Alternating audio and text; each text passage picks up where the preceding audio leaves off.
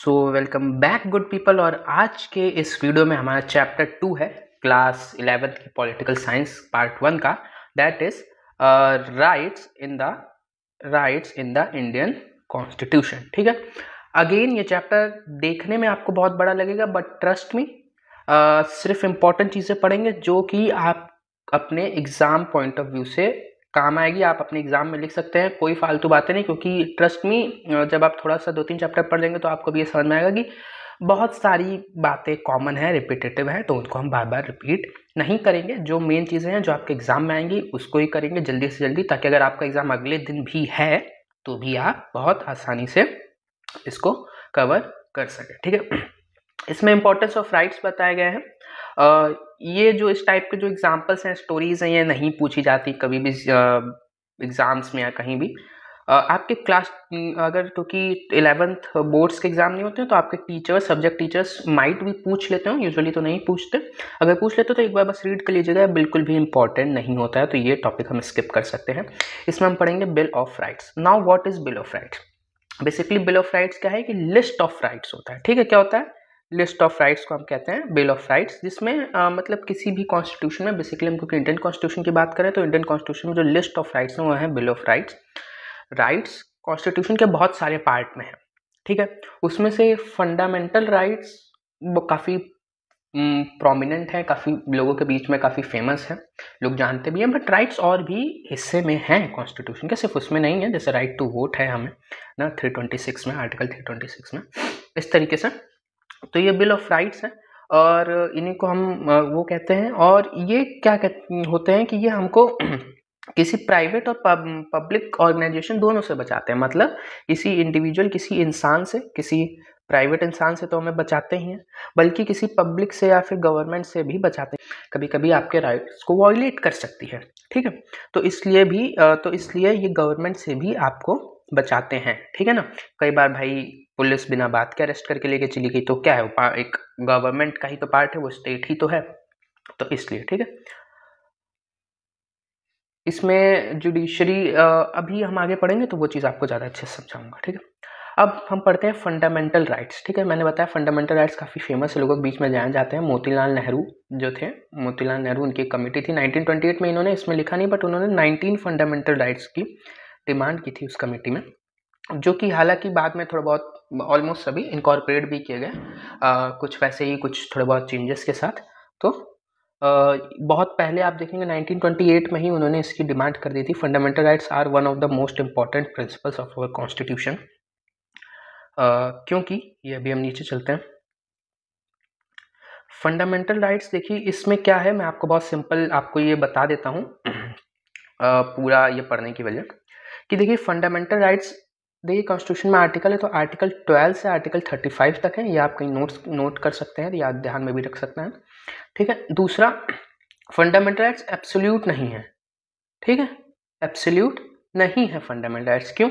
Absolute होने का मतलब कि भाई कोई छीन ही नहीं सकता, नहीं छीन सकता। इनको छीनना बहुत ही मुश्किल होता है, बहुत ही टफ होता है, इवन फॉर द गवर्नमेंट और एनीवन। लेकिन कुछ सर्कमस्टेंसेज में इनको लिया जा सकता है, स्पेशली जब इमरजेंसी लगती है, इमरजेंसी लगी, नेशनल इमरजेंसी लगी या ऐसा कुछ, तो फंडामेंटल राइट्स जो हैं लिए जा सकते हैं। ठीक, उसमें भी कुछ रिस्ट्रिक्शंस है कि नहीं, कि सारे फंडामेंटल राइट आप नहीं ले सकते। देयर इज आर्टिकल 21 जो आप नहीं ले सकते, वो आगे आर्टिकल 21 आपकी बुक में मेंशन भी है ना, तो ये एब्सोल्यूट नहीं है। ठीक है, दूसरा, ये इनके लिए आप डायरेक्टली कहाँ जा सकते हैं? डायरेक्टली आप जा सकते हैं सुप्रीम कोर्ट। ठीक है, देखिए यूजुअली प्रोसीजर क्या होता है कि कोई भी आपका केस है, पहले आप जाएंगे डिस्ट्रिक्ट कोर्ट, ठीक है ना, फिर आप जाएंगे हाई कोर्ट, फिर आप जाएंगे सुप्रीम कोर्ट। आप डायरेक्ट ऐसा नहीं कि उठे, कुछ भी हुआ, किसी ने आपकी साइकिल चोरी कर ली, आप उठे और सुप्रीम कोर्ट चले गए कि मेरी तो साइकिल चोरी होगी, जज साहब मेरी मदद करो, और ऐसी चीज़ें नहीं। सुप्रीम कोर्ट स्पेशलाइज्ड कुछ पर्टिकुलर काइंड ऑफ केसेस ही देखता है, उसमें भी। लेकिन फंडामेंटल राइट्स के लिए आप डायरेक्टली सुप्रीम कोर्ट जा सकते हैं। ठीक है, आपसे एक बार हालांकि पूछा जाएगा कि भाई हाई कोर्ट क्यों नहीं गए, बट इस चीज़ की वजह से आपका केस रिजेक्ट नहीं होगा। ठीक है ना, सुप्रीम कोर्ट में आपको एंटरटेन किया जाएगा, आपकी बात को सुना जाएगा। ठीक है, और जल्दी जल्दी रेमेडी आपको प्रोवाइड की जाएगी। सेकेंडली, और बाकी क्या चीज़ें मैं आपको इसमें बता सकता हूँ, ये कि fundamental rights are very much difficult to amend. ठीक है, अमेंड जो है, अमेंड करना बहुत ही डिफिकल्ट है, या आप ये कह सकते हैं कि इम्पॉसिबल है, क्लोज टू इम्पॉसिबल है। क्यों? देखिए, एक हमारे कॉन्स्टिट्यूशन में फीचर है बेसिक स्ट्रक्चर डॉक्ट्रिन का। बेसिक स्ट्रक्चर डॉक्ट्रिन क्या कहता है? बेसिक स्ट्रक्चर डॉक्ट्रिन ये कहता है ना कि देखो भाई, तुमने एक रूम बनाया, ठीक है, एक रूम बनाया, ठीक है, रूम में दरवाजा है, रूम में खिड़की है, ठीक है, चलो बढ़िया बात। अब तुम्हें लगता है कि इस रूम का कलर ब्लू होना चाहिए, ठीक है भाई, ब्लू कर लो, ठीक है। नहीं, तुम्हें लगता है कि भाई इस रूम का कलर तो ग्रीन होना चाहिए, ठीक है, चलो ग्रीन कर लो, ग्रीन रंग लो। ये क्या हो गया? ठीक है।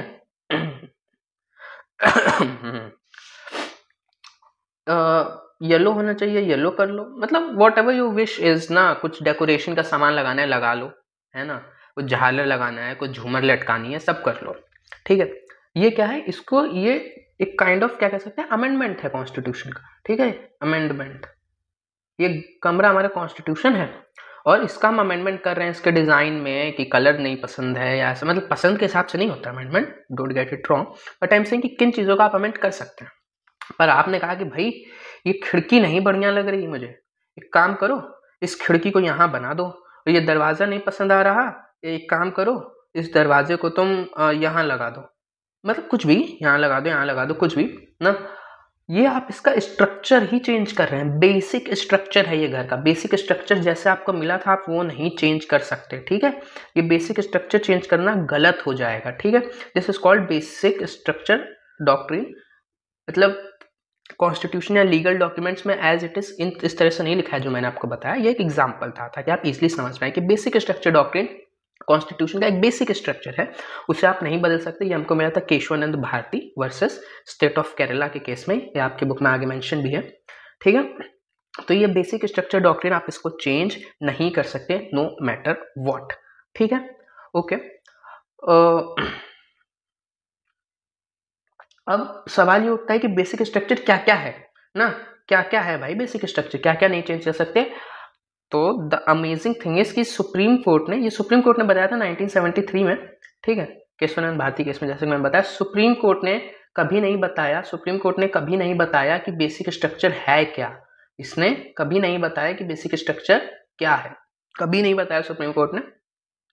हालांकि कुछ अलग अलग स्कॉलर्स की एंड इस तरह से लोगों के जुडिशियल इंटरप्रिटेशंस हैं कि अच्छा ये बेसिक स्ट्रक्चर में आ गया, या आज तक जितने जितने केसेस में सुप्रीम कोर्ट ने जिन जिन चीज़ों को बताया बेसिक स्ट्रक्चर, वो पार्ट है बेसिक स्ट्रक्चर का, तो अब से हम इस चीज़ को लिस्ट में रखेंगे। तो हालांकि और भी चीज़ें एडअप हो सकती हैं, बट बेसिकली आप एक कॉमन सेंस से भी पता कर ही सकते हैं कि अच्छा ये चीज़ें तो बेसिक स्ट्रक्चर का पार्ट होंगे। कि फंडामेंटल राइट तो आप नहीं बदल सकते, वो है ही फंडामेंटल, मतलब एकदम बेसिक फंडामेंटल राइट्स है, उनके बिना काम नहीं चलेगा। तो पहले आप लोग बदल सकते थे, अमेंडमेंट्स हुए हैं फंडामेंटल राइट्स में भी, आर्टिकल 15 में अमेंडमेंट्स हुए हैं और वो जुड़े हैं।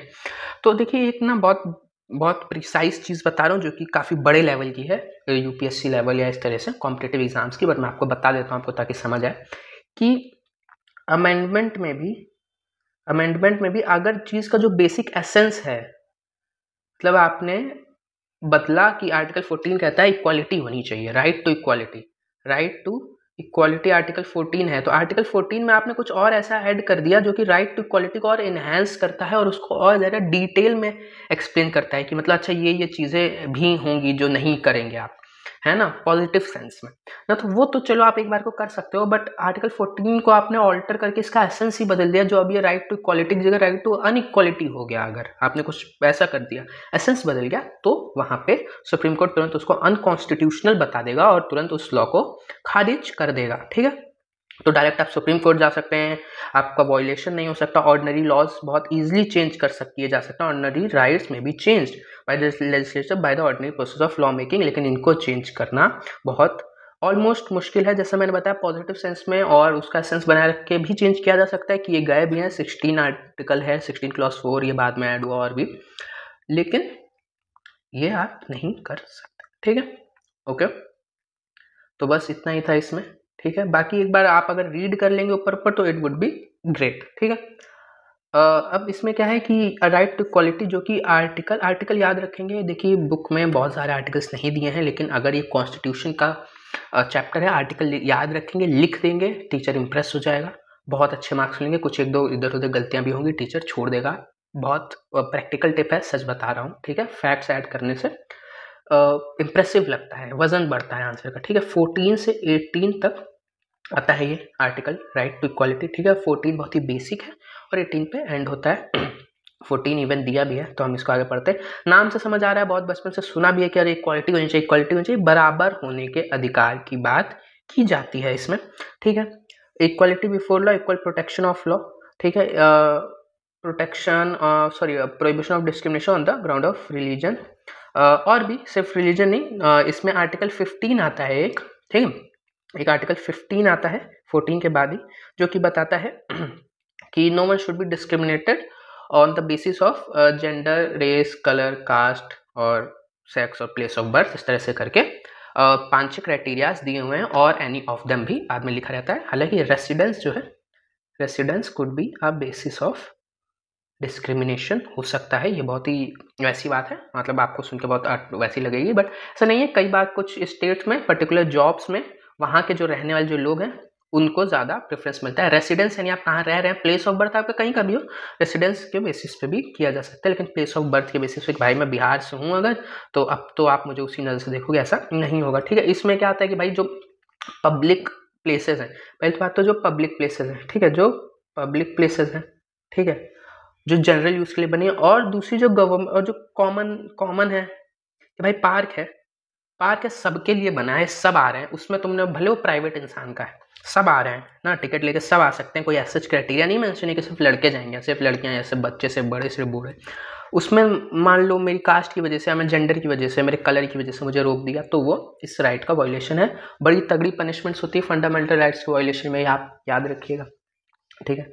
और दूसरा पब्लिक है कि भाई बनाया ही गवर्नमेंट ने, अब गवर्नमेंट भी स्पेसिफाई कर सकती है, गवर्नमेंट ने स्कूल्स बनाए मान लो लड़कियों के लिए, ठीक है, तो अब उसमें आप नहीं जाओगे कि भाई मैं तो लड़का हूँ, मुझे क्यों नहीं आने दे रहे, मैं तो लड़का हूँ, ये तो मेरे राइट टू इक्वालिटी का हनन है, आई डोंट नो ना, तो मैं तो लड़का हूँ, आप मुझे क्यों नहीं आने दे रहे, तो ऐसा नहीं, ठीक है। अगर पब्लिक है, गवर्नमेंट का है, पब्लिक मतलब गवर्नमेंट का है, तो मतलब तो भी नहीं किया जा सकता अनटिल अनलेस कैटेगरीज स्पेसिफाइड है। अब कैटेगरीज में भी, कैटेगरीज का रीजन है, गर्ल्स स्कूल्स बनाए जा रहे हैं, तो कुछ रीजन है कि भाई डिप्राइव्ड सेक्शन है, एजुकेशन उनके लिए देना जरूरी है, या ऐसा कुछ। अब आप ये कर दो कि गर्ल्स, मतलब वो आपको दिख जाएंगी वो चीजें, ठीक है,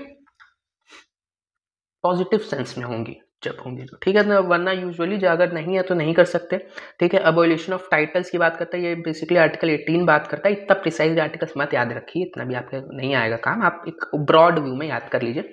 अबॉलिशन ऑफ टाइटल्स, अब आपने नहीं देखा होगा किसी के नाम के आगे राजा लगा है, महाराजा, या उस तरीके से कुंवर प्रताप सिंह, इस तरीके से नाम नहीं दिखेंगे, ये अब नहीं अलाउड है, except military and academic titles. Military titles क्या कि कर्नल लगा होता है, लेफ्टिनेंट लगा होता है नाम के आगे।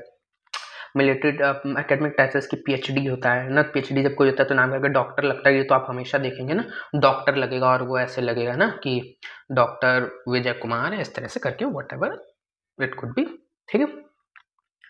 अबॉलिशन ऑफ अनटचेबिलिटी जो है, ये आर्टिकल 17 में आता है कि भैया जो लो कास्ट के लोग हैं उनके साथ अनटचेबिलिटी यानी छुआछूत नहीं कर सकते आप, ठीक है। ये डिटेल में लिखे हैं, जैसे जैसे हम आगे बढ़ेंगे हम देखते जाएंगे, ठीक है।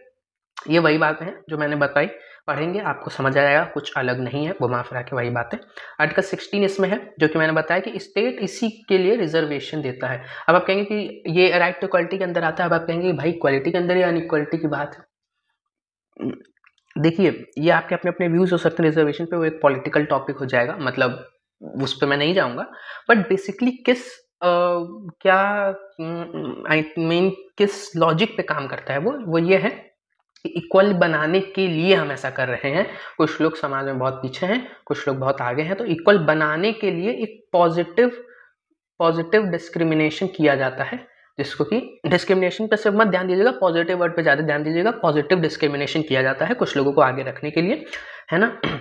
ऐसा रिजर्वेशन वर्ड नहीं यूज हुआ है कॉन्स्टिट्यूशन में, इसमें लिखा गया है ना, लेकिन बेसिकली क्या है कि इक्वल अपॉर्चुनिटी दी जाए पब्लिक एम्प्लॉयमेंट में, बेसिकली वर्ड्स है कि इक्वल अपॉर्चुनिटी दी जाए ना, इक्वल अपॉर्चुनिटी दी जाए पब्लिक एम्प्लॉयमेंट यानी गवर्नमेंट एम्प्लॉयमेंट में, ठीक है ना। ये नहीं कि प्राइवेट स्कूल खुला है, वहाँ पे टीचर्स हैं, वो जा रहे हैं कि भैया हमें इस पर्टिकुलर कास्ट से आते हैं, हमें रिजर्वेशन मिलना चाहिए। हो सकता है वो स्कूल की पॉलिसी हो, स्कूल दे दे अपनी तरफ से, दैट्स फाइन, बट ये चीज़ें इस तरह से, ठीक है। हालांकि इसमें 335 भी एक आर्टिकल 335, ठीक है। याद कर सकते हैं ना कि अगर कोई कहे कि नहीं ये तो बहुत गलत है, मतलब अगर आपको क्लास में कुछ डिस्कशन हो रहा है समथिंग, ये चीज़ें अधिकतर पॉलिटिकल डिबेट स्पार्क करती हैं, तो आप बता सकते हैं कि 335 भी प्रेजेंट है कॉन्स्टिट्यूशन में, जो कि कहता है कि ये सब इतनी भी हद तक नहीं होना चाहिए कि एफिशिएंसी खराब हो जाए ना, कि अच्छा ठीक है बिना डिग्री के ही आ जाओ, ऐसा नहीं होता है। कई लोग बड़ी उस तरह से देखते हैं और लोगों को नहीं पता होता रिजर्वेशन का कॉन्सेप्ट, वर्टिकल रिजर्वेशन है, हॉरिजॉन्टल रिजर्वेशन है, बहुत सारी चीज़ें वो आपके काम की नहीं है अभी, बट आई एम टेलिंग, चाहे तो आप पढ़ सकते हैं। तो 16 क्लॉज 4 यहाँ पे देखिए मेंशन है, ठीक है ना, 16 क्लॉज 4 मेंशन है, ठीक है। Will not be seen as violation of right to equality, और ये सब बातें क्यों है मैंने बता दिया आपको, ठीक है। अब 21 एक्चुअली राइट टू इक्वलिटी के अंदर नहीं आता, आई डोंट नो इसके नीचे क्यों लिखा है ना। ये राइट टू फ्रीडम में आता है बेसिकली, आई थिंक ये नीचे टॉपिक स्टार्ट इसलिए लिखा है। 21 क्या कहता है, protection of life and personal liberty, no one shall be deprived of his life and personal liberty according to the procedure established by except according to the procedure established by the law। यानी कि किसी की जान नहीं ले सकते भाई, right to life है, किसी को मार नहीं सकते, तभी तो मर्डर क्राइम है, क्योंकि कॉन्स्टिट्यूशन ने क्या कहा कि जान नहीं ले सकते।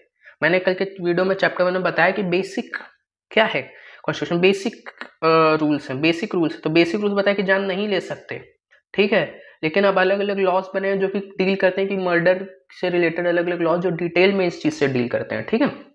आईपीसी है ना, सीआरपीसी है, इस तरीके से सीआरपीसी में तो प्रोसीजर है ना, तो क्या प्रोसीजर फॉलो होगा क्रिमिनल को कन्विक्शन में और सारी चीज़ों में, एविडेंस कैसे, इंडियन एविडेंस एक्ट ना, अब ये तो चेंज हो गया, भारतीय न्याय संहिता, भारतीय नागरिक सुरक्षा संहिता और भारतीय साक्ष्य अधिनियम इस नाम से, ठीक है, ठीक है। ये भी आप लिख सकते हैं एज सच, मैं तो लिख देता था अपने टाइम पे, ठीक है। तो लाइफ का अधिकार है भाई, राइट टू लाइफ है, ठीक है। पर्सनल लिबर्टी भी है भाई, पर्सनल लिबर्टी यानी फ्रीडम है, तभी राइट टू फ्रीडम है, लिबर्टी मतलब फ्रीडम, ठीक है। तो पर्सनल लिबर्टी है, अधिकार है ना। Personal liberty, no one shall be deprived of his life और पर्सनल लिबर्टी ना, except according to the procedure established by the law. कई बच्चे इस चीज़ को इग्नोर कर देते हैं, स्कूल में भी इतना डिटेल में नहीं बताते, but procedure established by the law का मतलब कि लॉ में अगर कोई प्रोसीजर है जो कि इस चीज़ को वो करता है, तो उस प्रोसीजर को हम कंसिडर करेंगे, तभी तो फांसी की सजा देते हैं, हैंग टिल डेथ। हालांकि इस पर डिबेट चलती रहती है कि किसी को मारने की सजा देनी चाहिए कि नहीं ना, फांसी की सजा, जानलेवा की सजा, कैपिटल पनिशमेंट जिसको कहते हैं, देनी चाहिए कि नहीं, इस पर भी डिबेट चलती है, बट ये है और लीगल है कम्प्लीटली। कुछ केसेस आप देखेंगे तो आपको सच में लगेगा कि देनी तो चाहिए, ठीक है, वो आप लोगों के अपने अपने व्यूज हैं ना। तो except procedure established by the law, law के कुछ प्रोसीजर एस्टैब्लिश्ड हैं, उनके अलावा आप नहीं कर सकते, वो प्रोसीजर के थ्रू जुडिशरी और गवर्नमेंट को वो है, और उसमें भी नहीं कि वो आपको मार देंगे ना। तो इसमें भी हालांकि एक कॉन्सेप्ट है कि rarest of the rare case होना चाहिए, rarest of the rare case कि भैया एकदम कि अब लग रहा है कि ये तो इंसानियत की हद पार कर दी क्रिमिनल ने, अब तो कुछ हो ही नहीं सकता, तो मारोगे उसको, तो दोगे फांसी की सजा, नहीं कि बाइक चुरा ली, साइकिल चुरा ली, चप्पल चुरा लिया, फांसी की सजा दे दी, ठीक है। अब राइट टू फ्रीडम क्या है ना, बेसिकली फ्रीडम की बात है ना, ये क्या है बेसिकली फ्रीडम बात है, आर्टिकल 19 से स्टार्ट होता है, अलग अलग चीज़ों की फ्रीडम ना, स्पीच एंड एक्सप्रेशन जो कि हमने सुना है बहुत कॉमन, वो इसी में है ना। एसोसिएशन का है कि एसोसिएशन ग्रुप बना सकते हो लोगों का, असेंबली एक जगह इकट्ठा हो सकते हो ना। फ्री मूवमेंट का है कि भैया कंट्री में कहीं मूव कर सकते हो, आप दिल्ली से मुंबई जा रहे हो, अनटिल अनलेस कर्फ्यू ना लगाओ, तो मैंने कहा ना एब्सोल्यूट नहीं है, कुछ एक्सेप्शंस हैं। राइट टू फ्रीडम में हर जो राइट दिया है सबके एक्सेप्शंस भी नहीं कि अच्छा ये एक्सेप्शन है ना, कि पब्लिक पीस को ना थ्रेटन हो जाए, कि कहीं पे किसी वजह से वहाँ नहीं जा सकते, मान लीजिए सिविल वॉर या समथिंग चल रहा है, तो वहाँ पे कर्फ्यू या समथिंग लग गया, अब आप ज़्यादा लोग वहाँ जाएंगे तो दिक्कत हो जाएगी ना। तो आप दिल्ली से मुंबई जा रहे हो तो आपको कोई नहीं रोकेगा, अरे मुंबई क्यों जा रहे हो, ऐसा कुछ, अनटिल अनलेस कुछ ऐसी सिचुएशन बनी हो और नोटिफाइड करके मना किया गया हो, वरना आपको कोई इस तरह से नहीं रोक सकता, ठीक है। ये right to life personal liberty मैंने एक्सप्लेन कर दिया, नथिंग दैट, और ये बहुत ही बेसिक राइट है, राइट टू लाइफ और पर्सनल लिबर्टी एक ऐसा राइट है ना। आर्टिकल 21 और आर्टिकल आप कह सकते हो बेसिकली 21 ना, आर्टिकल 21 इज अ राइट जो कि इमरजेंसी के वक्त भी, इमरजेंसी हो जाए या नो मैटर व्हाट, कोई भी situation except the procedure established by the law वाली बात तो फिर भी अलग है, लेकिन इमरजेंसी लग के ऐसी कोई सिचुएशन जब बाकी फंडामेंटल राइट्स जो हैं वो हो जाते हैं, सस्पेंड हो जाते हैं, 21 नहीं होता सस्पेंड, 21 हमेशा रहेगा। ठीक है, 21 हमेशा रहेगा, आर्टिकल 17 हमेशा रहेगा कि भाई ऐसी क्या सिचुएशन आ गई कि तुम्हें छुआछूत करनी पड़ रही है, कुछ लोगों को डिस्क्रिमिनेट करना पड़ रहा है, जो डिप्राइव्ड क्लास है वो भी नहीं जाता, और आर्टिकल 32 भी नहीं जाता। ठीक है, 32 हम आगे देखेंगे। ठीक है, 71 अनटचेबिलिटी की बात करता है ना, अनटचेबिलिटी नहीं होनी चाहिए। ठीक है, 21 राइट टू लाइफ की बात करता है। आई होप आपको समझ में आ रही होंगी चीज़ें, बहुत कॉम्प्लिकेट नहीं हो रही होंगी। अगला आता है प्रिवेंटिव डिटेंशन। प्रिवेंटिव डिटेंशन ये आर्टिकल 20 में आता है आपके, है ना, ऊपर 21 में था, 20 में आता है, तो एक सीक्वेंस से नहीं दिया है कुछ। ठीक है, ज़्यादा आर्टिकल्स आपके में नहीं है, चाहे तो याद कर लें, मेरी बात सुन रहे हैं आप कहीं नोट कर सकते हैं, वरना रहने दीजिए, आपके कोर्स में जो है आप उतना कर सकते हैं, उतना अच्छे से करेंगे तो बाद में जब डिटेल में पढ़ेंगे हेल्प होगी। ठीक है, प्रिवेंटिव डिटेंशन यानी प्रिवेंट करने के लिए डिटेंशन। यूजुअली क्या लॉ है कि भैया जब तक मैं क्राइम ना करूं तुम मुझे अरेस्ट भी नहीं कर सकते ना, लेकिन मैं क्राइम किया, तुमने मुझे अरेस्ट कर लिया, मान लो मेरा क्राइम प्रूव नहीं हुआ, मान लो किसी और ने मर्डर किया, लेकिन तुम्हें एज अ पुलिसमैन या एज ए इंस्टीट्यूशन तुम्हें मुझ पर शक है, गवर्नमेंट इंस्टीट्यूशन तुम्हें मुझे शक है कि मैंने किया है, तो तुम मुझे अरेस्ट कर सकते हो। ठीक है, वो एक प्रोसेस है। ठीक है, मेरे खिलाफ एविडेंस एंड ऑल है तो कर सकते हो, कोई वैसी बात नहीं है, इतना भी लेकिन ईजी नहीं है कि कोई अनचेक्ड है, लेकिन स्टिल ऐसे प्रोविजंस हैं। लेकिन किया ही नहीं, एकदम ही मतलब वो है कि किया ही नहीं, कर ही नहीं सकता भाई। केरला में किसी इंसान का मर्डर हो गया, मैं यहाँ लखनऊ में मान लो कुछ करता हूँ, छोटा मोटा काम है ऐसा कुछ, और एकदम कोई कनेक्शन ही नहीं है, दूर दूर तक आए और मुझे उठा के ले गए, ऐसा नहीं हो सकता बेसिकली ना। तो जब तक क्राइम नहीं करोगे नहीं होगा। ठीक है, उसको कहते हैं प्यूनिटिव डिटेंशन। प्यूनिटिव क्या कहते हैं इसको? Punitive detention. एक है प्रिवेंटिव डिटेंशन कि भाई क्राइम प्रिवेंट करने के लिए कई बार सिचुएशन ऐसी बनती है, स्पेशली जब सिचुएशन बनती है पीस की, पब्लिक कंट्री की पीस से लेकर के पीस की, या सिक्योरिटी की, पूरी कंट्री को सिक्योरिटी का खतरा है ना, टेररिज्म एंड ऑल की, तो हमें अगर शक है, एप्रीहेंशन है, पुलिस को या जिन भी इंस्टीट्यूशन को उस वक्त वो पावर असाइन की गई है, अगर हमें एप्रीहेंशन है कि भैया ये आदमी कर सकता है क्राइम, इसकी हरकतें बहुत बार देख करके लग रहा है, बहुत बार कुछ इस तरीके क्राइम कर चुका है, छोटे मोटे ब्लास्ट एंड ऑल कर चुका है, और कंट्री में अब ये है कि अगले कुछ घंटों में शायद बहुत बड़े बम ब्लास्ट होने वाले हैं, ये पहले छोटे मोटे कर चुका है, इसको उठा के लेके जाओ जेल में डालो, कि अब ये नहीं प्रेजेंट रहेगा बाहर तो ये क्राइम नहीं कर पाएगा। ये होता है बेसिकली इसके पीछे का लॉजिक। ठीक है, सुनने में कई बार बहुत ही डेकोरियन लगता है कि भैया इतना मतलब हार्श पनिशमेंट मैंने नहीं किया, और कई बार ऐसा होता भी है जो लोग नहीं किए होते हैं, कई बार सजा काटने के बाद ऐसा है कि भाई किया ही नहीं है, प्रूफ हो गया, फिर भी उसका लाइक पर्सनल लिबर्टी तो चला गया ना, 21 तो हैम्पर हो गया ना, तो ये होता है, ऐसा नहीं है, प्रैक्टिकल लाइफ में होता है, बट इसके पीछे का लॉजिक ये है ना। तो एनएस से लगता है नेशनल सिक्योरिटी एक्ट, और भी एक्ट्स हैं ना, बेसिकली एनएस से लगता है नेशनल सिक्योरिटी एक्ट, जिसमें कि सेक्शन, ये आपको याद करने की जरूरत नहीं, मैं ऐसे ही फ्लेक्स कर रहा हूँ अपनी नॉलेज। ठीक है, सेक्शन 3 जो है आप में ये अरेस्ट होते हैं। ठीक है, फिर टाइम प्रोसीजर्स हैं अलग अलग सेक्शंस में कि कितने टाइम पे क्या कैसे, ऐसा नहीं कि जीवन भर ही रख सकते हैं, कई बार रख भी देते हैं ना, पर्सनल दुश्मनी है आपसे तो कई बार होता है भाई, पॉलिटिक्स इसी तरह है, क्या कर सकते हैं।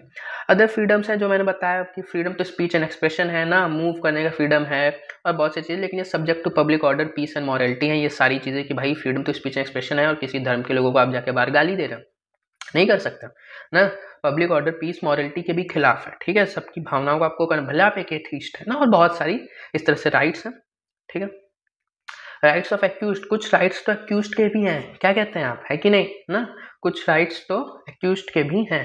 प्रिवेंटिव डिटेंशन जो है आपका, ये सॉरी थोड़ा सा मिस्टेक हो गया, नीचे जब मैंने एडिट देखी तो मुझे याद आया, प्रिवेंटिव डिटेंशन जो है आर्टिकल 20 में ना होकर के आर्टिकल 22 में है। ठीक है, नीचे का जो टॉपिक है वो है 20 में। Okay, just a mistake flex करने के चक्कर में। ठीक है, राइट्स ऑफ एक्यूज्ड ये है आर्टिकल 20 में। ठीक है, आर्टिकल 20 में आपको राइट्स ऑफ एक्यूज्ड मिलते हैं बहुत सारे, बहुत ऐसे भी राइट्स है जो आपको सुन के लगेगा, जैसे प्रिवेंटिव डिटेंशन को लगेगा कि अरे यार बिल्कुल एकदम ही वो कर देंगे, उठाए पकड़ के लेकर चले गए, लेकिन बहुत सारे राइट्स जब आप 20 के सुनेंगे तो लगेगा कि अरे वाह sir, right against self incrimination है, राइट अगेंस्ट सेल्फ इंक्रिमिनेशन, इसमें लिखा नहीं है। राइट अगेंस्ट सेल्फ इंक्रिमिनेशन क्या कहता है कि भाई मेरे खिलाफ मुझे गवाही देने के लिए मजबूर नहीं कर सकते। पुलिस जो मार मार के रात भर मूवीज में दिखाते हैं, सीरियल्स में दिखाते हैं, रियल में भी कई बार मार मार के कबूल कराते हैं ना कि कबूल करो तुमने ही किया है, कर लो, मार खाने से बढ़िया कर लो। पुलिस के सामने दिए गए स्टेटमेंट की कोर्ट में कोई वैल्यू नहीं है, कोर्ट नहीं मानता, वरना तो पुलिस सबको ही कबूल करवा देती। सारे केसेस क्यों चलते कोर्ट में इतने लंबे लंबे, पुलिस सबको मार के कबूल करवा दे। कोर्ट जानता है पुलिस की टैक्टिक्स को, इसलिए नहीं है उसकी वैल्यू, कर लो कबूल, मत खाओ मार। ठीक है, तो राइट अगेंस्ट सेल्फ इंक्रिमिनेशन कि मुझे मेरे खिलाफ बयान देने के लिए मजबूर नहीं किया जा सकता। ऑल्सो इंक्लूड कि भाई मेरी कुछ पर्सनल इन्फॉर्मेशन तुम नहीं एक्सेस कर सकते। लेकिन इसमें हैंड राइटिंग एंड ऑल नहीं है ना, finger impression and all exception है कि कहीं पे फिंगरप्रिंट्स मिले, अब तुम मुझे करके अपने फिंगरप्रिंट्स दिखाओ, मुझे मैच कर दें, क्राइम सीन से मैच हो रहे हैं, कि अब तुम कहते नहीं नहीं मुझे तो राइट अगेंस्ट सेल्फ इंक्रिमिनेशन, नहीं मारेगी पुलिस, और वो सही भी है। ठीक है, और इस तरीके से है अक्यूज के राइट हैं। अक्यूज मतलब जिसके ऊपर इल्जाम है ना, उसके ये क्या है, राइट्स हैं। ठीक है, और भी है कि भाई जब क्राइम नहीं किया तो नहीं ले जा सकते। ठीक है, क्राइम के लिए इन्फॉर्म करो रीजन क्यों लेके जा रहे हो, है आए उठा के लेके चले गए, होता है कई बार गांव में, लोग पढ़े लिखे नहीं है इसलिए ना। और भी no one would be punish for the same offence, no, इसको कहते हैं no double jeopardy, no double jeopardy ना। किसी की मेरे से दुश्मनी थी, आया गांव में जमीन की लड़ाई चल रही है, आया मैंने मार दिया, तो मेरे को एक बार तो जेल करा दिया, जो भी एफआईआर करा दिया एंड ऑल, मार दिया इन द सेंस ऐसे ही मारा, जान नहीं ली ना। ये रियल स्टोरी नहीं है, प्लीज डोंट गेट कंफ्यूज्ड, ऐसे ना लगे रियल बता रहा हूँ। ठीक है ना, तो आया एग्जांपल दे रहा हूँ कि आया मार दिया, चोट वोट लग गई, गया पुलिस, क्या मुझे सजा मिली, कुछ महीनों बंद रहा, ज़्यादा बड़ा ऑफेंस नहीं है ना। फिर ये नहीं कि मैं छूट गया, वापस से चला गया उसी के लिए, पूरे वापस से चला गया, फिर से करा रहा है मुझे, जीवन भर यही चल रहा है मेरी लाइफ में, मैं आ रहा हूँ जा रहा हूँ, आ रहा हूँ जा रहा हूँ। ठीक है, ऐसा नहीं होता। ठीक है, नो डबल जियोपार्डी, जिसके लिए एक बार मिल गई सजा उसके लिए मिल गई। हालांकि इसमें भी एक्सेप्शन है, लेकिन वो बहुत डिटेल जाएगा तुम लोग के लिए, तो बुक में नहीं है, मत पढ़ो ना।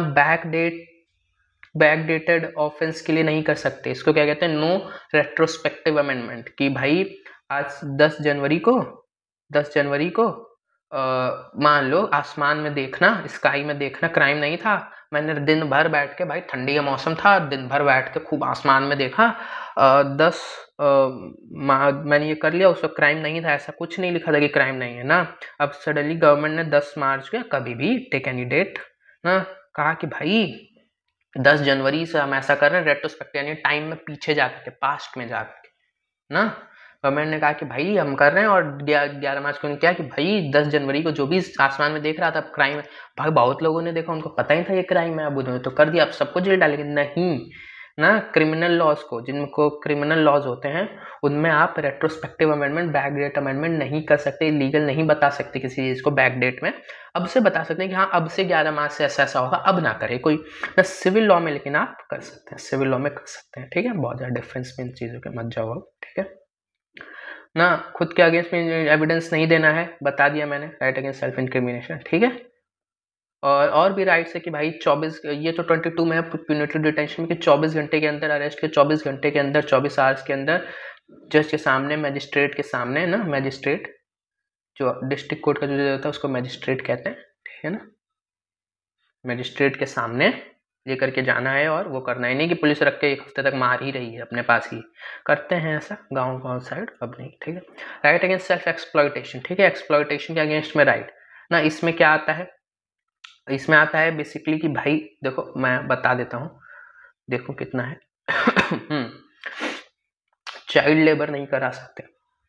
ठीक है, चाइल्ड लेबर नहीं करा सकते, आई थिंक 23 से आता है आर्टिकल 22 में, देखिए प्रिवेंटिव डिटेंशन, हाँ 23 से आता है ना, आर्टिकल 23 से आता है, 23 से ये एक अपने आप में अलग राइट है, राइट अगेंस्ट सेल्फ एक्सप्लॉयटेशन। ठीक है, जैसे कि राइट टू इक्वालिटी और इस तरह से। ठीक है, चाइल्ड लेबर नहीं करा सकते। ठीक है, बेगार नहीं करा सकते ना, बेगार BGG होता है, बेगार ना। बेगार में क्या है कि भाई बिना पैसे दिए काम करा रहे हैं ना, नो पेड लेबर की, भाई बिना पैसे दिए, पहले टाइम पे होता था कुछ पर्टिकुलर कास्ट के लोगों को पकड़ा, उनसे रोड बनाई, सब करा, पैसा नहीं दिया। इसमें एक एक्सेप्शन है कि अगर स्टेट मतलब बेसिकली देखो सरकार और सरकारी लोग, इनको हम स्टेट कहेंगे, ठीक है। अभी इतना डिटेल में मत जाओ, आर्टिकल 12 में चाहो तो पढ़ लेना, कंफ्यूजिंग ही लगेगा, नहीं समझ आएगा अभी ना, लेकिन कोशिश करोगे तो आ सकता है। स्टेट बेसिकली सरकार और सरकारी लोगों को कहते हैं, सिर्फ ज्योग्राफिकल एरिया को कि नहीं कि सिर्फ उत्तर प्रदेश स्टेट, ऐसा नहीं है, ठीक है। और पॉलिटी या कॉन्स्टिट्यूशन में हम कंट्री को स्टेट कहते हैं, हम इंडिया को एक स्टेट कहेंगे, ठीक है। इंडिया को हम कंट्री नहीं कहते हैं ऑलमोस्ट ना, कभी कभी कहीं कह सकते हैं, लेकिन स्टेट ही बेसिकली, स्टेट का यही मतलब चलता है, ठीक है। जहाँ नहीं होता मैं स्पेसिफाई कर देते हैं कि भाई देखो ये, ठीक है। हाँ, तो क्या मैं बता दें कि हाँ, बेकार स्टेट में अगर मान लो जैसे वॉर की सिचुएशन या कम ना, स्टेट को सर्विसेज देना अगर कंपलसरी है तो वहाँ पे स्टेट बुलाएगा। कि कई बार होता है ना कि वॉर की सिचुएशन इतनी बन गई कि सब किसी को आर्मी में भरे ले रहे हैं, हालांकि ऐसा होता नहीं है, हुआ नहीं है कंट्री में, लेकिन कभी अगर होता है तो तुम्हें जाना पड़ेगा और पैसे नहीं मिलेंगे। इसमें एक एक्सेप्शन एक और है, एक्सेप्शन वही है कि इसमें डिस्क्रिमिनेशन होता है जेंडर के बेसिस पे ना, डिस्क्रिमिनेशन होता है जेंडर के बेसिस पे। कैसे? लड़कियों को नहीं बुलाते इसमें, सिर्फ लड़कों को बुलाते हैं, सिर्फ बॉयज़ को बुलाते हैं इसमें। बाई फार तो अभी ऐसा ही है, आगे कुछ चेंजेस होते हैं तो होंगे ना, बाई फार तो यही चलता है, ठीक है ना। तो बॉयज़ को नहीं कर सकते चाइल्ड लेबर, 14 की एज के अगर कम है ना, 14 एज से अगर लेस है तो वर्क नहीं कर सकते। हजार्डस फैक्ट्रीज में ना, हजार्डस फैक्ट्रीज में स्टडी को सेक्रीफाइस करके ना नहीं कर सकते ना, स्टडी को सेक्रीफाइस करके नहीं कर सकते। इस तरीके का हिसाब चलता है। लेकिन अगर फैमिली बिजनेस है, भाई कपड़े की दुकान है, पापा की, बैठ जाए थोड़ी देर ना, नॉन हजार्डस इनोसेंट ऑक्यूपेशन है कि भाई लड़का सिंगर है, बहुत कम उम्र में बन गया, डांसर है, एक्टर है, तो वो भी नहीं होगा, उसमें भी आप एक्सप्लॉइट नहीं कर सकते। लेबर लॉज है उनके लिए भी ना, अलग अलग लेबर लॉज बताया ना, कॉन्स्टिट्यूशन बेसिक है, अब उसके लिए डिटेल में अलग लॉज बने, उनको फॉलो करके ही करना है, ठीक है। तो इस तरीके से भी तो ये चीज़ें है ना, नॉन हजार्डस इनोसेंट वर्क है ना। सर्कस एंड ऑल तो एकदम ही प्रोहिबिटेड है कि लड़के का भाई इंटरेस्ट है सर्कस, लेकिन चलो सर्कस में डाल, ऐसा नहीं है, कुछ चीज़ें एकदम साफ साफ प्रोहिबिटेड है, उनमें ज़्यादा लिबरल मत बनो, ठीक है, ऐसा कहा है उन्होंने, कोर्ट ने या हमारे कॉन्स्टिट्यूशन ने भी, ठीक है। माइंस एंड ऑल में तो बिल्कुल काम नहीं कर सकते, हजार्डस वर्क है, ठीक है। Freedom of religion, freedom of religion क्या आता है? Right to freedom of religion, ये भी एक अपने आप में अलग से है कि भाई हर धर्म का अधिकार है ना, right to profess,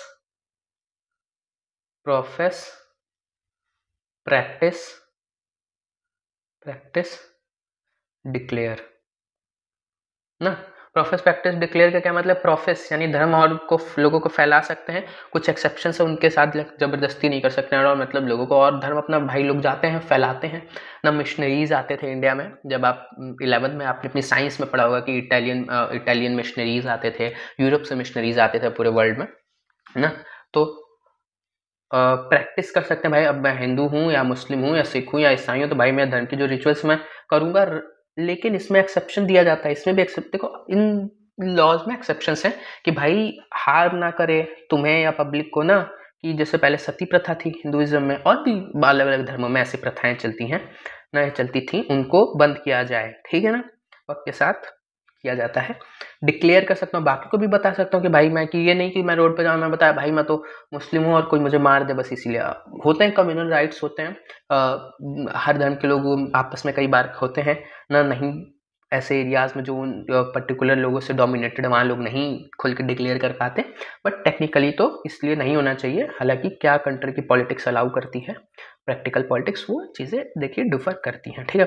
freedom of faith and worship की भाई किसी में भी फेथ है, हो सकता है वर्शिप हो सकता है, भाई मैं अपने रिलीजन कन्वर्ट कर सकता हूँ अपनी मर्जी से, है ना, कोई भी रिलीजन, हिंदू पैदा हुआ था कोई बात नहीं, मुस्लिम बन सकता हूँ, मुस्लिम हुआ था कोई बात नहीं, क्रिश्चियन सिख ईसाई जो भी है, ठीक है ना। लेकिन मैंने बताया ना कि कुछ पर्टिकुलर चीज़ें आपको ध्यान रखनी है, ह्यूमन सेक्रीफाइस कर रहे हैं भाई, सती कर रहे हैं ना, पॉलीगैमी कर रहे हैं कि बहुत सारी वाइफ्स हैं ना, इस तरीके से ये चीज़ें बैन की जाती हैं, ठीक है ना। इन चीज़ों को रेगुलेट करते हैं पर्सनल लॉज होते हैं, जिनको जैसे हिंदू पर्सनल लॉ ना, मुस्लिम पर्सनल लॉ, इस तरीके की चीज़ें, इन चीज़ों से ज़्यादा डिटेल में डील करती हैं। कॉन्स्टिट्यूशन बेसिकली बताता है हर रिलीजन इक्वल है, सेकुलरिज्म है भाई, देखो स्टेट जो है, स्टेट किसी एक पर्टिकुलर रिलीजन को प्रमोट नहीं करेगा, ठीक है ना, कि नहीं, मतलब जैसे सऊदी है इस्लाम को करता है, और भी स्टेट्स हैं इस्लाम को प्रमोट करने वाले बेसिकली ज़्यादा है ना, क्रिश्चियनिटी करने वाले भी बहुत सारे स्टेट है, वेस्ट के बहुत सारे स्टेट, लेकिन सेकुलरिज्म क्या कहता है कि भाई किसी भी उसको स्टेट किसी का दुश्मन नहीं है, किसी रिलीजन का, सबको इक्वली प्रमोट करेगा और किसी में ज़्यादा इंटरफेयर नहीं करेगा स्टेट, ठीक है ना। और भी इसमें फिर काफ़ी सारी चीज़ें आती हैं इस लाइक फ्रीडम ऑफ रिलीजन में कि स्टेट भाई टैक्स नहीं ले सकता रिलीजन के नाम पे, कि एक पर्टिकुलर रिलीजन के लिए कुछ बनवाने के लिए स्टेट यानी कि टैक्स ले रहा है सबसे। भाई मैं हिंदुज़म का नहीं हूँ, मैं नहीं सपोर्ट में हूँ किसी पर्टिकुलर उनके स्ट्रक्चर्स बनने के लिए, मैं इस्लाम में नहीं मानता, मैं एज अ हिंदू नहीं सपोर्ट कर रहा हूँ, आप मुझसे ज़बरदस्ती टैक्स ले रहे हो ना, नहीं ले सकता। हालांकि स्टेट फीस लगा सकता है कि भाई मंदिर है या कोई ऐसी रिलीजियस स्ट्रक्चर है, वहाँ जाने के लिए आपको कुछ पर्टिकुलर फीस देनी पड़ेगी, कुछ पर्टिकुलर टैक्स नहीं फीस देनी पड़ेगी, कुछ टिकट्स एंड ऑल इस तरह से होते हैं। क्यों? ताकि भाई उस चीज़ को मेंटेन भी तो करके रखना है, ठीक है। अच्छा, ऊपर आर्टिकल 16 जो है उसमें बहुत इंटरेस्टिंग चीज़ है, मुझे याद है, बता देता हूँ। आर्टिकल 16 जो था ऊपर, आर्टिकल 16 में 16 clause, if I am not wrong it's 16 clause 6 ना, 16 क्लॉज 6 जो कि ये बात करता है कि जो कि आप जान के हैरान होंगे कि 16 क्लॉज 6 अलाउ करता है क्या, डिस्क्रिमिनेशन बेस्ड ऑन रिलीजन, ठीक है, डिस्क्रिमिनेशन बेस्ड ऑन रिलीजन। कैसे? अब इसको बहुत उस सेंस में है कि आधा इसको काट के दिखा रहे हैं लोगों को कि देखो देखो ऐसा नहीं है। बेसिकली क्या है कि डिस्क्रिमिनेशन कि भाई कोई रिलीजियस इंस्टीट्यूट है तो वहाँ पे कोई अपॉइंटमेंट करनी है, अगर सरकारी कोई रिलीजियस इंस्टीट्यूट है वहाँ पे जो भी पंडित पुजारी होते हैं या अगर कुछ ऐसी मुस्लिम स्ट्रक्चर्स बनाए गए वहाँ के जो लोग होते हैं वो गवर्नमेंट ही अपॉइंट करती है बेसिकली। और भी केसेस होते हैं, लेकिन बेसिकली अगर गवर्नमेंट का फुल्ली फंडेड है, गवर्नमेंट से फुल्ली एडेड है, तो गवर्नमेंट ही करती है अपॉइंट। तो ऐसे जो हैं उनका क्या है कि वहाँ पे अपॉइंटमेंट्स उसी रिलीजन के लोगों के होंगे, ठीक है ना, बाकी रिलीजियन के लोगों के नहीं होंगे, ठीक है। तो यहाँ पे डिस्क्रिमिनेशन आपको कहीं ना कहीं देखने को मिलेगा, लेकिन ये भी है कि भाई एक काइंड ऑफ पॉजिटिव डिस्क्रिमिनेशन, लोगों के अपने सेंटीमेंट्स हैं उनको बचाए रखने की बात है।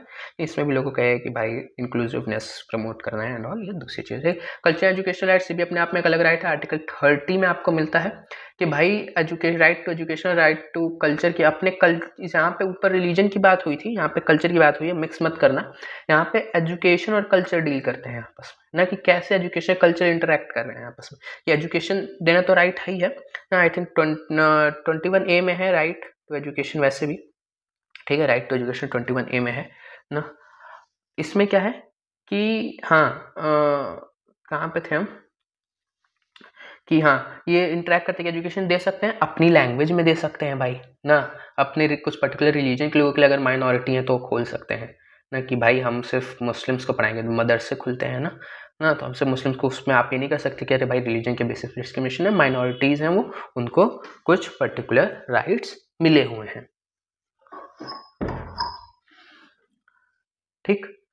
राइट एजुकेशन है, कल्चरल राइट बहुत ज़्यादा कुछ नहीं है, मैंने बता दिया जो भी आपके काम का है। Right to constitutional remedy, right to constitutional remedies very, doctor Ambedkar ने कहा था, फादर ऑफ द कॉन्स्टिट्यूशन ने कहा था, डॉक्टर अम्बेडकर ने कहा था कि भाई ये क्या है, ये very heart and soul of the constitution है, कि सबसे इंपॉर्टेंट चीज़ कॉन्स्टिट्यूशन में कोई है तो वो यही है, यही इसको बचाए रखता है, जो कि मैंने आपको ऊपर बता दिया था, आर्टिकल 32 में पढ़ता है ये, मैंने आपको ऊपर बता दिया कि भाई ये क्या बात करता है, ये बात करता है कि आपके राइट्स का अगर वायलेशन हो तो डायरेक्ट सुप्रीम कोर्ट चले जाओ, ठीक है। हमारे कॉन्स्टिट्यूशनल रेमेडीज मतलब इलाज, कॉन्स्टिट्यूशन से रिलेटेड क्या कॉन्स्टिट्यूशनल इलाज है जो कॉन्स्टिट्यूशन ने प्रोवाइड किए हैं, वायलेशन होने पे डायरेक्ट आप कहाँ पे चले जाओ, कॉन्स्टिट्यूशनल रेमेडी सुप्रीम कोर्ट में चले जाओ। आपसे पूछेंगे कि हाई कोर्ट क्यों नहीं गया, बट इस चक्कर में आपका केस रिजेक्ट नहीं होगा बल्कि बाकी केसेस में रिजेक्ट हो जाएगा, ठीक है ना। 32 है, बहुत ही पावरफुल है, इसमें भी रिट्स होते हैं, आई होप शायद रिट्स दिए हैं बुक में, नीचे रिट्स हैं, हेबीज कॉर्पस, ये मैं एक्सप्लेन कर देता हूँ बहुत जल्दी। हेबीज कॉर्पस यानी कि देखिए ये प्राइवेट इंडिविजुअल के अगेंस्ट भी लगेगा, बाकी सब गवर्नमेंट के अगेंस्ट लगेंगे, जब आप पढ़ेंगे तो समझ आएगा। ये प्राइवेट इंडिविजुअल के अगेंस्ट भी लगेगा, किसी ने और ने भी, प्राइवेट ने भी अगर ऐसा किया तो आप उसके अगेंस्ट भी हेबीज कॉर्पस ले सकते हो। हेबीज कॉर्पस किसी को अगर, हेबीज कॉर्पस का बेसिकली मतलब होता है ब्रिंग द बॉडी, किसी को अगर आपने अगर किसी को अगर अरेस्ट या डिटेन कर लिया गया है ना। एक बहुत सिंपल सा केस लेते हैं, कोई एक पर्सन है रामू के फादर फार्मर थे, पुलिस आई उठा के अगर लेके चली जाती है और लाइक रामू को मिलने नहीं दिया जा रहा है, हफ्तों से वीक्स हो गए ना, वीक्स हो गए अपने फादर से नहीं मिला। अब रामू को शक है, पहली बात तो रामू को पता है कि जो पुलिस के पास कोई वैलिड रीजंस नहीं है अरेस्ट के। ना दूसरा, रामू को शक है कि उसके फादर से क्यों नहीं मिलने दिया जा रहा, शायद कस्टडी में फादर को मार मार के, कई बार ऐसा होता है कस्टोडियल डेथ हो जाती है, इतना मारा कि डेथ हो गई। तो अब लेकिन वो उस बात को छुपाया जाए, तो अब वो जाएगा तुरंत डायरेक्ट सुप्रीम कोर्ट में हेबीज कॉर्पस फाइल करेगा, जिसने डिटेन किया है यानी जिसने अरेस्ट किया है उसको प्रेजेंट करना होगा सुप्रीम कोर्ट के साथ। सुप्रीम कोर्ट कहेगा अभी हमें सामने लेकर क्या होगा, हमें रीजन बताओ क्यों हुआ है, क्या है। अगर अनलॉफुल सेटिस्फैक्ट्री नहीं होगा अरेस्ट, सुप्रीम कोर्ट पूछेगा रीजन क्या है, सेटिस्फैक्ट्री नहीं लगा कारण हेबीज कॉर्पस के अंदर, तो तुरंत उस पर्सन को रिलीज कर दिया जाएगा। अब ये प्राइवेट इंडिविजुअल के अगेंस्ट भी होगा। बच्चा स्कूल गया, स्कूल में पकड़ लिया, कई बार टीचर कहती घर नहीं जाने देगा, सच में नहीं जाने दिया मान लो, अब पेरेंट्स बहुत दिन से वो कर रहे हैं, अब पेरेंट्स को शक है कि कुछ हो गया है, वैसे भी उनका बच्चा है तो वो चाहेंगे कि घर हो, तो इसमें भी हेबीज कॉर्पस लगेगा। ठीक है। मैंडेमस कब लगता है कि भाई एक पर्टिकुलर, ये गवर्नमेंट ऑफिशियल के अगेंस्ट ही लगेगा। ये आप ये नहीं कि किसी पर्टिकुलर जगह पे गए, प्राइवेट जगह पे होटल में गए, वहाँ का वेटर काम नहीं कर रहा, मैंडेमस इशू कर दिया, नहीं, सुप्रीम कोर्ट मार के भगा देगा। मैंडेमस कब इशू होता है कि कब एक कोई पर्टिकुलर गवर्नमेंट ऑफिशियल जो है ना, issued when the court find that a particular office holder is not doing legal duty. ठीक है ना, कि वो उसका जो काम है वो नहीं कर रहा है, पुलिस के पास गया, पुलिस ने एफआईआर नहीं लिखी, अगर वो वैलिड है तो। कई बार आप अपनी वो मत करिए ना, अगर एफआईआर मान लो अगर पुलिस नहीं लिखी या कोई भी रीजन आप पुलिस के पास गया, पुलिस ने आपका केस नहीं रजिस्टर किया या ऐसी कोई भी चीज़ है, तो उसमें लगता है मैंडेमस। मैंडेमस क्या कहता है कि भाई कोई भी लीगल ऑफिसर है, बैंक गया, बैंक ऑफिशियल काम नहीं कर रहा, तो लीगल ऑफिशियल है अगर वो अपना काम नहीं कर रहा है, गवर्नमेंट ऑफिशियल अपना काम नहीं कर रहा है, तो उसके खिलाफ मैंडेमस इशू होगा। सुप्रीम कोर्ट बुलाएगा, हाँ भाई क्यों नहीं काम कर रहे हो, और जो भी पर्टिकुलर पनिशमेंट होगी, अगर सेटिस्फैक्ट्री रीजन नहीं लगा तो पर्टिकुलर पनिशमेंट जो भी होगी वो दी जाती है। ठीक है ना, क्योंकि देखिए इन जो भी मैं किस्से बताऊँ इसमें क्या, और आपके राइट इन्फ्रिंज हो रहे हैं, है ना, आपके कुछ पर्टिकुलर राइट्स तो आपको नहीं मिल रहे हैं, तो प्रोहिबिशन क्या होगा कि issued by the higher court when a lower court has considered a case going beyond its jurisdiction ना, जैसे कुछ पर्टिकुलर चीज़ें होती हैं कि डिस्ट्रिक्ट कोर्ट नहीं देख सकता, मानो डिस्ट्रिक्ट कोर्ट ने उन पर्टिकुलर केसेस को भी देखा, उनमें भी फैसला सुना दिया, और डिस्ट्रिक्ट कोर्ट में भी कई बार अलग अलग जो कोर्ट्स होती हैं, जुडिशियल मजिस्ट्रेट, जुडिशियल मजिस्ट्रेट, अलग अलग काइंड ऑफ जजेस होते हैं, इनका भी कई बार होता है कि ये पर्टिकुलर इतनी इतनी ही सज़ा दे सकते हैं पर्टिकुलर मैटर्स में, अब उससे ज़्यादा दे दी, या जो जुरिस्डिक्शन मतलब जो जितना उनके एरिया पे जितना उनका कंट्रोल है जिन चीज़ों पे, उसके बाहर जा करके जो मैटर्स वो नहीं देख सकते उसमें भी फैसला सुना दिया। तो हायर कोर्ट यानी डिस्ट्रिक्ट कोर्ट का मामला है तो supreme court, sorry high court, और हाई कोर्ट का मामला है तो सुप्रीम कोर्ट, उससे जो बड़ी कोर्ट होगी वो देखेगी कि अच्छा भाई जुरिस्डिक्शन अपना क्रॉस किया है, तो अब ये तुम्हारा फैसला जो है ये रद्द है ना, या फिर वो अपने पास लेगी केस और देखेगी, ऐसा नहीं कि रद्द है, क्रिमिनल ने सच में क्राइम किया था, भले लोअर कोर्ट ने जुरिस्डिक्शन क्रॉस किया तो अब सुप्रीम कोर्ट ने फ्री छोड़ दिया, ऐसा नहीं होगा। ठीक है। कोवारंटो की बाई वॉट अथॉरिटी ना, कोवारंटो कहता है कि भाई बाई वॉट अथॉरिटी आपको शक है ना कि किसी holding an office not entitle to hold that office, आपको शक है कि अच्छा ये पर्सन घूस खिला के बना है इस पोजीशन पे, कोई है एक कोई किसी बैंक में कोई एम्प्लॉय काम करता है, एसबीआई में कोई एम्प्लॉय काम करता है, आपको देख के लगा भाई ये इंसान घूस दे करके बना है, ये डिग्री नहीं होल्ड करता, ये लीगल तरीके से बना, कोवारंटो आ जाएगा कि भाई किस अथॉरिटी से आप अपने ऑफिस होल्ड कर रहे हैं, सारी जानकारी दीजिए, अपना सब कुछ प्रेजेंट करिए। ठीक है, तो कई बार इसमें सही लोग ही जीत जाते हैं। सर्टोरारी का मतलब क्या है कि the court orders the lower or other court to transfer a matter pending before it to the higher authority ना, मान लो भाई इंसान गया, उसने कहा कि सुप्रीम कोर्ट के पास कि देखो जो डिस्ट्रिक्ट कोर्ट है, डिस्ट्रिक्ट कोर्ट जो है वो क्या कर रही है कि भाई मुझे लगता है उसका जो जज है वो करप्ट है, वो दूसरी पार्टी से मिला हुआ है, वहाँ पर मुझे लग रहा है समय कोई मेरा केस ही नहीं सुनना चाह रहा। सुप्रीम कोर्ट ने कहा ठीक है ये मैटर अब हम लेंगे। ठीक है, सुप्रीम कोर्ट वर्ल्ड के सबसे पावरफुल कोर्ट्स अगर कहीं है तो वो इंडिया का सुप्रीम कोर्ट है, बहुत सारे पावर्स दिए गए हैं इंडियन सुप्रीम कोर्ट को, बहुत वाइल्ड पावर्स भी, आपको लगेगा कि यार ये तो काफ़ी ज़्यादा पावर्स है, हालांकि पॉलिटिकल सिचुएशंस की वजह से कई बार वो यूज़ नहीं हो पाती उन तरीकों से, पर्सनल रीजंस की वजह से भी, लेकिन ना तो अब जो हायर कोर्ट है वो मैटर अपने पास लेगा और वो फिर हायर कोर्ट उसको देखेगा। ठीक है ना, जुडिशरी ना अपार ये बाकी है ना, क्या है apart from judiciary many heard about national commission minorities ना, ये जो रिट जुडिक्शन ये किसी और उसके पास नहीं होता, ये सिर्फ जुडिशरी के पास होता है। कई बार ट्रिब्यूनल्स बनते हैं, यानी कि एक कुछ लोगों का ग्रुप बनेगा जिसमें रिटायर्ड जजेस होते हैं, कई बार सिविल सर्वेंट्स होते हैं, आईएएस आईपीएस ये लोग होते हैं ना, बनता है कि ये पर्टिकुलर जैसे मान लो जैसे वाटर ट्रिब्यूनल बन गया, वाटर ट्रिब्यूनल, रिवर ट्रिब्यूनल, इस तरीके से कि कहीं दो दो स्टेट में पानी को लेकर के कि पानी वाटर शेयर होने को लेकर के, जो नदी है उसका पानी शेयर होने को लेकर के विवाद है, तो वो ट्रिब्यूनल बनेगा। वो ट्रिब्यूनल सिर्फ वही केस देखेगा, उसके बाद वो ट्रिब्यूनल या तो खत्म हो जाएगा या तो मतलब वो रहेगा जब तक वो सिर्फ उसी मैटर से रिलेटेड केसेस देखेगा। उनके केसेस जुडिशरी ले सकता है, जुडिशरी के ये नहीं ले सकते, ठीक है, जुडिशरी के केसेस ये नहीं ले सकते। प्लस इनके पास ये रिट्स नहीं है, ठीक है ना, ये रिट्स नहीं है, ठीक है। हाई कोर्ट के पास भी कुछ रिट्स होते हैं, जब आप जुडिशरी पढ़ेंगे, जुडिशरी चैप्टर, तो आपको वो मिल जाएगा, ठीक है। नेक्स्ट हमारा टॉपिक है directive principles of state policy, इसको DPSP भी कहते हैं। फंडामेंटल राइट, देखिए फंडामेंटल राइट जो हमने पढ़े ना, वो किस में आते हैं? फंडामेंटल राइट्स जो आते हैं वो आते हैं पार्ट 3 ऑफ द कॉन्स्टिट्यूशन में ना, पार्ट 3 ना। कॉन्स्टिट्यूशन में कितने पार्ट है? कॉन्स्टिट्यूशन में पार्ट है टोटल आई थिंक 25 पार्ट्स, ठीक है। 470 आर्टिकल्स, 470 प्लस आर्टिकल्स, ठीक है। तो पार्ट 3 ऑफ द कॉन्स्टिट्यूशन में है, और पार्ट 4 में फिर हमें DPSP मिलता है। अब DPSP में भी हमारे क्या है? राइट्स ही हैं, राइट्स ही हैं, पर DPSP और फंडामेंटल राइट में कुछ मेजर फर्क है। नंबर 1, फंडामेंटल, रुक जाइए एक सेकंड, यहाँ बताते हैं आपको, है ना। फंडामेंटल राइट्स जो है ये जस्टिसिएबल हैं, जस्टिसिएबल हैं, है ना, sorry for the bad hand writing ना, जस्टिसिएबल हैं, DPSP नहीं है। जस्टिसिएबल का मतलब, जस्टिसिएबल मतलब जब हमने देखा 32 article right to constitutional remedies की कोर्ट जा सकते हो, ये नहीं पूरे हुए, तो ये पूरे हुए तो कोई कोर्ट नहीं है भैया, कोई कोर्ट नहीं है, बैठो चुपचाप। ये दे रहे थे नेताजी तुमको, नहीं एक बार मतलब नेताजी को तुम्हें देना है ये चीज, पर नहीं देंगे तो कुछ वो नहीं है। DPSP बेसिकली क्या था ना, जब कंट्री जब आज़ाद होती है हमारी, तो सोशो इकोनॉमिक कंडीशन ठीक नहीं थे, हमारी सोशल और इकोनॉमिक कंडीशंस ठीक नहीं थी। तो लेकिन भाई हमारे लोगों ने सोचा कि धीरे धीरे कंट्री के स्टैंडर्ड्स तो इम्प्रूव होने हैं, सब चीज़ें हम तुरंत नहीं ऑफर कर सकते। जैसे एक DPSP बहुत जो फेमस है वो था राइट टू एजुकेशन, वो बहुत फेमस नहीं है, सॉरी बहुत फेमस है, वो पहले हमारा फंडामेंटल राइट नहीं था, अभी 21A में फंडामेंटल राइट है हमारा, ठीक है। आई थिंक 83rd या 86th अमेंडमेंट ऐसे कुछ से आया था, ठीक है। राइट टू एजुकेशन ये नहीं था, लेकिन अब ये उस वक्त हम नहीं दे सकते थे, कंट्री की कंडीशन इतनी नहीं थी, तो और बाकी चीज़ें कि भाई फ्री में हम एजुकेशन दे पाएँ, सारी फैसिलिटीज़ फ्री में प्रोवाइड करें, ये अच्छा सब बढ़िया करते, इतने खुद कंट्री के पास पैसा नहीं था। तो लोगों ने कहा कि देखो भैया, जब जैसे जैसे तुम्हारी हालत सही होगी, ये हम लिखे दे रहे हैं, ये लिस्ट बनाए दे रहे हैं चीज़ों की, जैसे जैसे हालत कंट्री से होगी, जैसे जैसे देश के पास पैसा आएगा, इसको तुम राइट बना देना। जब राइट बन जाता है तब ये फुलफिल नहीं हुआ तो तुम कोर्ट जा सकते हो।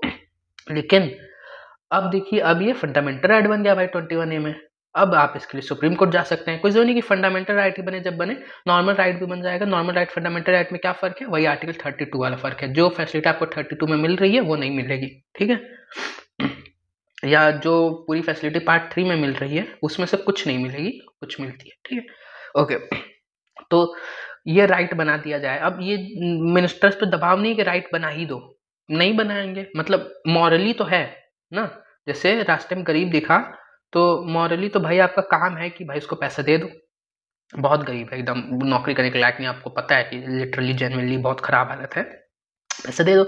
आपने नहीं दिया तो क्राइम नहीं है, ये मॉरली आप पे बाउंडिंग है कि भाई दे दिया, लेकिन नहीं दिया तो ये थोड़ी ना कि अरे भाई नहीं दिया, पुलिस आई अगले दिन लेके चली गई कि तुमने उस दिन उसको पैसा का नहीं दिया था ना, अब हमें दो, ऐसा नहीं है, ठीक है। तो मॉरल्स की बात है ये ना। दूसरा भाई की वोट्स हैं गाइडिंग फैक्टर, मैटरनिटी लीव एक एग्जांपल है ना। अब मैटरनिटी लीव है, मैटरनिटी लीव क्या है? ये अब है 21 है, आर्टिकल 21 में ही है, मैटरनिटी लीव आ गया है ना। राइट टू लाइफ में, राइट टू लाइफ में देखिए बहुत सारे आर्टिकल्स है, सबसे ज़्यादा आर्टिकल्स समय के साथ सुप्रीम कोर्ट ने इसमें ऐड किए हैं और किसी में इतने नहीं किए, ठीक है ना। तो मैटरनिटी लीव की फीमेल जब प्रेग्नेंट है या ऐसा कुछ, तो भाई उन्हें लीव चाहिए ना, हमेशा काम नहीं कर सकते। पर ये कई बार क्या होता है कि जो प्राइवेट ऑर्गेनाइजेशंस में भी आप वो कर सकते हैं ना, कि भाई किसी स्कूल में काम करती थी टीचर, अब भाई प्रेग्नेंट है अगर और स्कूल नहीं आ सकती, तो स्कूल ने कहा ठीक है मैम आप छुट्टी ले लो, हमेशा के लिए आप आओगे मत ना, ऐसा नहीं करना है आपको, उसको लीव देनी है और फिर जब वो आएगी तो आपको वापस वो भी करना है, ठीक है। तो मैटरनिटी लीव पहले नहीं था, लेकिन भाई पब्लिक को इसकी जब इसकी ज़रूरत महसूस होगी और नेताजी से कहेगी कि भाई ये DPSP इसको लागू करो, तो अब इसके खिलाफ, नेताजी के खिलाफ आप कहीं जा तो नहीं सकते, लेकिन ये पब्लिक को अगली बार वोट भी तो देना है। फिर नेताजी देखेंगे कि भाई हमको वोट नहीं मिलेगा, तो उस हिसाब से फिर वो प्रोसीड करेंगे और धीरे धीरे फिर वक्त के साथ पॉलिटिक्स इसमें अपना रोल प्ले करेगी और वो बन जाएगा। तो डीपीएसपी जो है इन्फोर्सिएबल नहीं है, ठीक है ना, जस्टिसिएबल नहीं है, इन्फोर्सिएबल नहीं है, नॉट मेड लीगली इन्फोर्सिएबल। और दूसरी जो मैंने आपको बात बताई कि क्या है, क्या रीज़न है इसके पीछे का, क्या कारण है डीपीएसपी के, कुछ आप याद कर लीजिएगा। जैसे एक तो भाई देखो आर्टिकल 40 ना, आर्टिकल 40 जो कि क्या कहता था, आर्टिकल 40 पंचायती राज सिस्टम की बात करता था, वो भी देखो बन गया ना 73rd और 74th अमेंडमेंट में। अमेंडमेंट मतलब बदलाव, तो 74th टाइम कॉन्स्टिट्यूशन में 73rd टाइम जो अमेंडमेंट किया गया उसके थ्रू आया पंचायती राज सिस्टम ना, जो गांव में चलता है, थर्ड लेवल बना, पहले सिर्फ सेंटर और स्टेट की था, ठीक है। 1993 में आया था, 1993 में आया, ठीक है। और भी थे, अभी एक यूसीसी आने की बात हो रही है, क्या कहते हैं, यूनिफॉर्म सिविल कोड ना, यूसीसी, ये 44 में है ना, 44 में है। ऐसी एक आर्टिकल जिसमें स्लॉटरिंग ऑफ काउस की, गायों को काटना मना है, और इस तरीके से ना यूसीसी आने की बात हो रही है, 40 आ चुका है। इस तरीके से आते हैं, काफ़ी आए हैं धीरे धीरे। Right to education is one of the most famous, well known, जो लोगों को पता रहता है normally. What do the directive principles contain, ये इसमें बात बताई गई है, जो मैंने आपको बताया उसके बाहर का कुछ नहीं कवर है, थोड़ा बहुत इसमें बताया, आप पढ़ सकते हैं, बॉक्सेस आते नहीं है। Check your progress, relationship between fundamental and directive principles मैंने बता दिया कि भाई उसमें से उसमें आ जाते हैं, ठीक है। Right to property, right to property देखिए ये मैं बता देता हूँ, आएगा नहीं, राइट टू प्रॉपर्टी पहले था आर्टिकल 31, आपने नोटिस किया होगा कि 31 नहीं था आर्टिकल जब आपने पढ़ा ना, हालांकि है 31B और 31C उसके पार्ट हैं, वो हैं जब आप डिटेल पढ़ेंगे, लेकिन आपकी बुक में इतना मतलब हाईलाइटेड नहीं था 31, क्योंकि 31 पहले था। कब था 31 था, क्या कहते हैं कि 1973 के पहले, वही केशवानंद भारती के जो मैंने आपको बताया बेसिक स्ट्रक्चर डॉक्ट्रिन, उससे आया था। 31 था राइट टू प्रॉपर्टी ना, right to property, right to property भाई मेरी ज़मीन है, सरकार मुझसे नहीं ले सकती। देखिए फंडामेंटल राइट्स प्राइवेट ऑर्गेनाइजेशन के अगेंस्ट होते हैं, मेजरली गवर्नमेंट के अगेंस्ट होते हैं, ये बताने के लिए कि गवर्नमेंट को क्या नहीं करना है ना, तो सरकार जमीन नहीं ले सकती, जैसा कि हमने देखा कि गलत तरीके से अरेस्ट नहीं कर सकती ना, इक्वालिटी नहीं छीन सकती, उस तरीके से ना। तो राइट टू प्रॉपर्टी जो है ये था, लेकिन दिक्कत ये हो रही है कि भैया ओवरब्रिज बनता हुआ आ रहा है ना, डेवलपमेंट की बात है, रास्ते में सबने अपनी लैंड दे दी, एक थे भाई साहब इन्होंने कहा कि नहीं मैं अपनी लैंड ही नहीं दूंगा, जाओ नहीं बनेगा, तो अब यहाँ से ओवरब्रिज का काम रुक गया भाई, करोड़ों रुपए लग गए, सब हो गया, अब काम नहीं हो पा रहा। हालांकि अभी भी इतना ईजी नहीं कि छीन लिया, लोग केस कोर्ट केसेस लड़ते हैं और, बट पहले था कि ऐसा सवाल ही नहीं उठता कि आप ले ही नहीं सकते। केशवानंद भारती में ये हुआ था कि केशवानंद भारती थे, एक मठ चलाते थे, उनकी जमीन कसगोड़ा डिस्ट्रिक्ट में थी केरला के, और आ गई थी बीच में, और फिर वो कोर्ट चले गए एंड ऑल, वो केस तो हार गए, लेकिन बेसिक स्ट्रक्चर डॉक्ट्रिन बन गया उनके केस में, और वो काफ़ी अमर बन गया, मतलब याद रखने वाली चीज़ बन गया, बहुत ही important, one of the most important things Indian constitution में बेसिक स्ट्रक्चर डॉक्ट्रिन है, जो जुडिशरी में 73 में बनाया। राइट टू प्रॉपर्टी हट तो पहले गया था, पहले आई थिंक 64 और से 60s से हटने की वो हो गई थी, लेकिन 73 में हुआ कि हाँ भैया हट ही जाएगा, ठीक है। इसमें ये भी बात हुई कि क्या अमेंड कर सकते हैं क्या नहीं, उसी में बेसिक स्ट्रक्चर डॉक्ट्रिन का आया, हालांकि आपके में आएगा नहीं, तो अब ये हट चुका है। अब ये लीगल राइट है, legal right in the sense कि भैया वो 32 वाला जो था कॉन्स्टिट्यूशनल रेमेडीज वाला कि डायरेक्ट सुप्रीम कोर्ट चल जाओ एंड ऑल, कोई छीन नहीं सकता, बहुत मुश्किल है, ये नहीं है, ईजी है। और भी इसमें वो है कि, और भी इसमें एक्सेप्शन है जो कि आपके ज़्यादा काम के है नहीं। Check your progress, conclusion and the chapter is completed. Next chapter is election and representation, जो कि हम अगले वीडियो में पढ़ेंगे। तो by far we have done this. कोई भी कंफ्यूजन हो तो कमेंट बॉक्स में कमेंट करें, नोट्स चाहिए हो तो कमेंट बॉक्स में कमेंट करें, मैं ज़रूर से प्रोवाइड कर दूंगा hand written proper curated notes. इसमें मैंने नहीं किया कि मैं आपको बेसिक इंपॉर्टेंट बातें समझा पाऊँ कि कहाँ पे क्या क्या इंपॉर्टेंट है आपकी बुक में आप देख सकें। सिर्फ इंपॉर्टेंट टॉपिक्स हमने कवर किए हैं, जितना भी बाय फार कवर किया, जितना भी आपने पढ़ा। एक और चैप्टर 1 का भी वीडियो है, चैप्टर बाय चैप्टर आएगा। अगर पसंद आया तो प्लीज़ सब्सक्राइब करें, मुझे मोटिवेशन मिलता रहता है ताकि मैं और आपके लिए ऐसा काम कर पाऊँ। देखिए सबसे जितना फास्ट हो सकता था, इंपॉर्टेंट टू द पॉइंट बातें जो आप अपने एग्जाम में लिखेंगे, जिनसे मार्क्स मिलेगा, जो मेन सबसे ज़्यादा रिटर्न ऑन इन्वेस्टमेंट जो चीज़ें हैं वो मैंने आपको इस चैप्टर की बताई। अगले चैप्टर भी ऐसे चलते करते रहेंगे, ये पूरी जर्नी हम ऐसे कंप्लीट करेंगे। सपोर्ट करने के लिए एक लाइक कर दीजिए, सब्सक्राइब कर दीजिए। क्लास में कुछ ग्रुप्स है, कुछ स्टूडेंट्स को आप जानते हैं जिनकी हेल्प हो सकती है। कल एग्ज़ाम है या पहले कुछ दिन बाद एग्ज़ाम है, जल्दी से कवर करना है, तो प्लीज़ डू शेयर दिस। जब आप शेयर करते हैं ना, प्लीज़ टू शेयर दिस, जब आप शेयर करेंगे तो मेरा फ़ायदा होगा। देखिए झूठ बात नहीं, मेरा फ़ायदा होगा, मेरे सब्सक्राइबर बढ़ेंगे, एक टाइम बाद मेरा मोनेटाइजेशन हो जाएगा, मुझे पैसा आएगा, ठीक है। तो please give me money by that means, ठीक है। थैंक यू, मिलते हैं अगली वीडियो में, बाय बाय।